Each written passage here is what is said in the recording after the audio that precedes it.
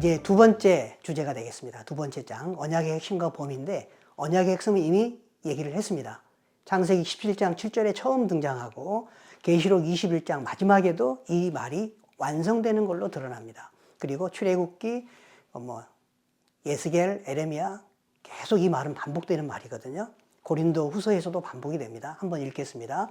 나는 너희의 하나님이 되고 너희는 내 백성이 되리라. 이게 언약의 핵심이에요.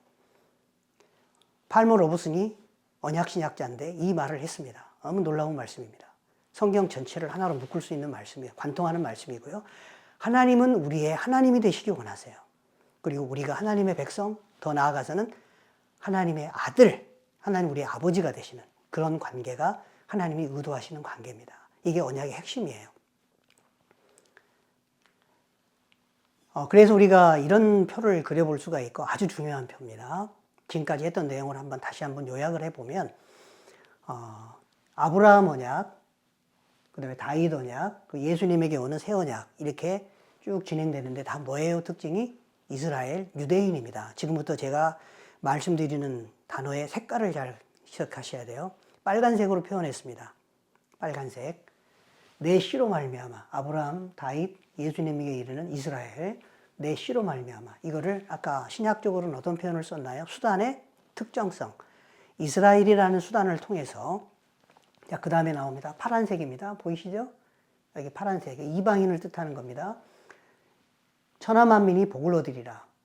바울의 말로 하면 너로 말미암아 모든 이방인이 복을 받으리라. 천하만민 모든 이방인에 해당되는 파란색에 해당되는 거. 하나님은 이스라엘을 수단으로 해서 유대인을 수단으로 해서 이방인들을 구원하시는 그런 계획을 갖고 계세요. 이거를 한마디로 요약하는 사도 바울의 구절이 있습니다. 로마서 11장 25절 26절 한번 읽겠습니다. 화면을 보시고 시작. 형제들아 너희가 스스로 지혜 있다 하면서 이 신비를 너희가 모르기를 내가 원하지 아니하노니. 이 신비는 자 여기서 이 신비라고 하는 말은 영어로는 미스테리고요. 헬라어로는 미스테리온입니다. 미스테리온. 자 저를 보시고 여기 포인터가 있습니다. 포인터가 이렇게 숨겨져서 안 보이죠? 근데 앞으로 짜잔 하고 내보이면 이게 보입니다. 이게 시크릿이에요. 누구든지 감춰진 것을 드러내주면 보이는 게 시크릿인데 로마서 11장에 나오는 이 신비라는 말은 시크릿이 아니고 미스테리, 헬라어로는 미스테리온인데 이 미스테리온은 이거는 같아요. 숨겼다가 짜잔 하고 보여주면 보입니다. 이것까지는 같아요. 그런데 보아도 보지 못하는 경우가 있는 게 미스테리온입니다. 예를 들면 예수님이에요. 2000년 전에 예수님이 유대 땅에 나타나셔서 병자도 고치시고 죽은 자도 살리셨습니다. 그런데 예수님을 믿었던 사람들, 제자와 같은 사람들은 예수님을 눈으로 보고 메시아로 인정하고 그를 따르고 결국 순교까지 했습니다. 하지만 대제사장이나 서기관들은 어땠습니까? 예수님이 그러한 기적을 보이고 있음에도 불구하고 그 종교주의자들은 예수님을 시기하고 그들의 종교적 기득권에 쌓여가지고 예수님을 십자가에 못 박으라고 백성들을 선동하고 결국은 죽였습니다. 2000년 동안 그토록 그들이 기다렸던 메시아인데 메시아가 이 땅에 나타나셨는데 인간에게 하나님이 직접 나타나서 보여주셨는데 그 하나님을 십자가에 못 박은 거예요. 그게 미스테리온입니다. 보여줬음에도 불구하고 기적을 보여줬음에도 불구하고 그들의 눈에는 안 보이는 거, 그들의 욕심 때문에 그들의 시기심 때문에 안 보이는 거, 그게 미스테리온이에요. 사도 바울은 이 단어를 사용해서 이 신비는 자, 그 다음에 풀어나갑니다. 이방인의 충만한 수가 들어올 거다. 파란색입니다. 이방인의 충만한 수. 이방인이 구원받는다 이거죠. 사도 바울이 이방인의 사도로 열심히 복음 전했습니다. 그 결과로 우리나라에게까지 복음이 들어오게 되고 우리가 구원받았잖아요. 얼마나 많은 믿는 자의 수가 지금 차가고 있지 않습니까? 그 이방인의 충만한 수가 들어오고 있어요. 근데 그게 누구로부터 시작이 됐다고요? 유대인들에 의해서부터 시작이 돼서 유대인들이 복음 전함으로 이방인에까지 오게 된 겁니다. 그런데 이방인의 충만한 수가 들어올 때까지 하나님의 섭리는 이스라엘이 더러는 우둔하게 될 거다. 이게 하나님의 섭리예요. 일시적으로 너희가 배제당할 거다. 전체가 아니라 부분적으로 배제당할 거다. 로이드 존슨 목사님이 이런 표현을 썼어요. 이런 식으로 이스라엘이 우둔하게 된 다음에, 배제된 다음에 더 구체적으로 말하면 역사적으로 디아스포라 되어서 전 세계에 흩어져 가지고 유리방랑하는 그런 상황을 겪게 되죠. 그런 과정 동안에 이방인의 충만한 수가 차게 되고, 그러나 그러면 그걸로 끝나느냐? 이스라엘은 넘어진 걸로, 실패한 걸로 끝나고 사라져 없어진 거냐? 그 역할이 끝난 거냐? 사도 바울은 그게 아니라는 거예요.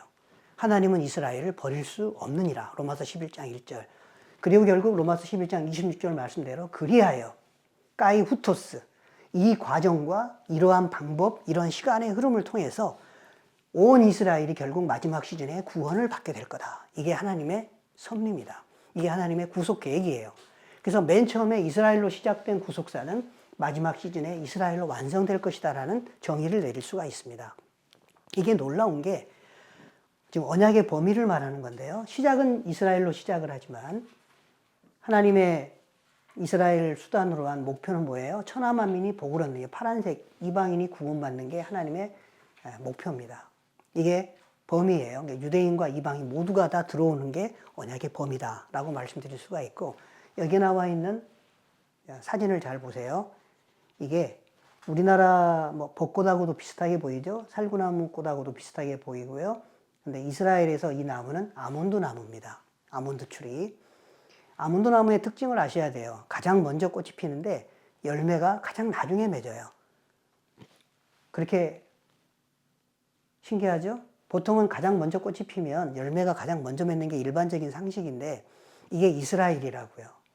유대인이 먼저 예수님을 믿고 복음 전함을 받았지만 중간에 디아스포라 되고 이방인의 충만한 수가 들어올 것이고 맨 마지막에 온 이스라엘이 구원을 얻는, 가장 나중에 열매 맺는 그러한 일이 일어날 거예요.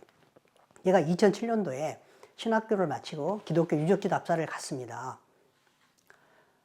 이때 이스라엘에 이제 가게 되면서 정말 감사하게도 하나님께서 제가 지금 강의하는 그 이스라엘을 그런 마인드를 갖고 눈을 열리신 목사님을 만났어요. 하나님의 은혜죠. 그래서 어떤 사람을 만나느냐가 참 중요한데 성경에 나와 있는 그 성경의 배경, 그 이상의 이스라엘을 아셔야 됩니다. 제가 그때 그걸 깨닫게 된 거예요. 화면 보시게 되면 아몬드 나무입니다. 제가 이제 가이사라 빌립보로 가기 위해서 쭉 이렇게 버스를 타고 가는데 헬문산이 보이더라고요. 이 헬문산이 저 뒤쪽에 이제 보이게 될 겁니다. 근데 가는 길에 이 나무를 하나 봤어요. 궁금하더라고요.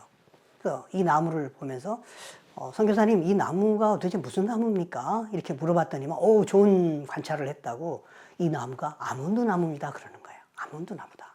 그리고는 이 아몬드의 비밀에 대해서 얘기해 주시는데, 자, 이게 헬몬산을 바라보고 이제 가이사 빌립보가 나오거든요. 도중에 이제 이런 아몬드 나무를 보게 됐는데, 제가 아몬드 가지를 하나 꺾어 왔어요. 그래서 이 아몬드 나무, 이게 어떤 아몬드 나무냐면 아직 꽃이 피기 전에 멍울이진 그 아몬드를 말하는 겁니다. 그러면서 이 선교사님이 뭐라 그러냐면, 이스라엘에 오래 살아도 공부를 많이 해도 아무리 학위를 많이 해도 제가 볼 때는 메시아닉주, 예수님을 믿는 유대인들하고 연관이 없으면 그들과 함께 교제하고 나누게, 그들과 연관이 없으면 더 깊은 것을 깨닫지는 못하는 것 같아요. 그들과 함께 교제하고 나누게 되면 제가 말씀드린 이런 비밀을 알게 되는 것 같습니다. 이런 말을 하더라고요.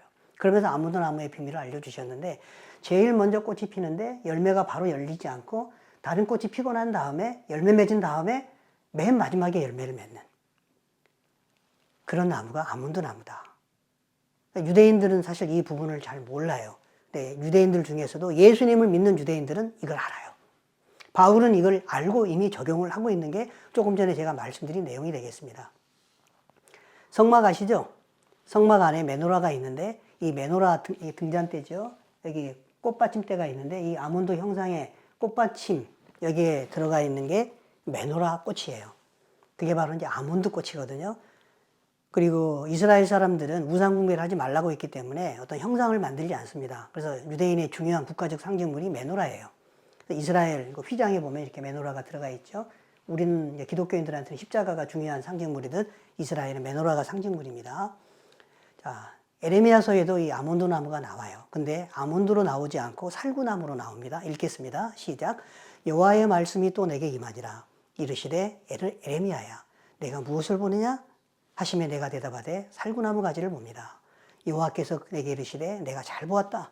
이는 내가 내 말을 지켜 그대로 이루려 함이라 하시니라.